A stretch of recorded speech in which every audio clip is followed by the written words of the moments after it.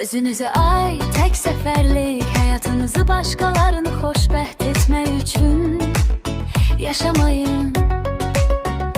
Ne etseniz de bir gün o insan sizi terk edecektir.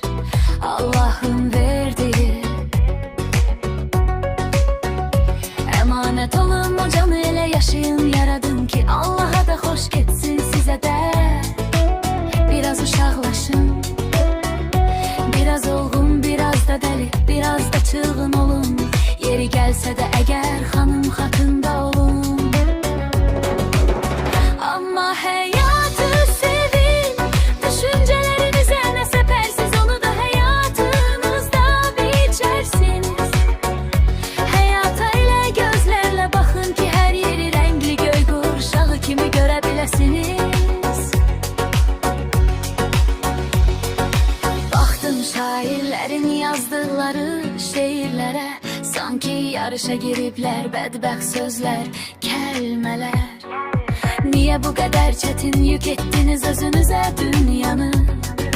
Dünya öz çarxı üstə fırlanır, narın narın.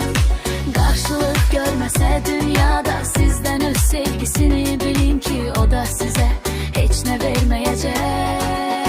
Ama hayatı sevin, düşüncelerinize ne sepersiz onu da hayatınızda biçersiniz. Hayata ile gözlerle bakın ki her yeri renkli, göy kuşağı kimi görebilirsiniz. Ah da hayatı sevin, düşüncelerinize ne sepersiz onu da hayatınızda biçersiniz. Hayata ile gözlerle bakın ki her yeri renkli, göy kuşağı kimi görebilirsiniz.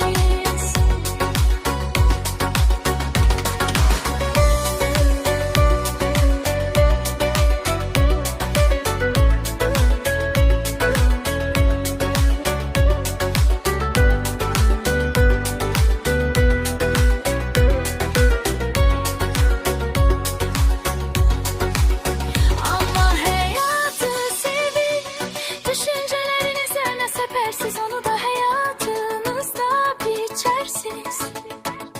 Hayata ile gözlerle bakın ki her yeri renkli, göy kuşağı kimi görebilirsiniz.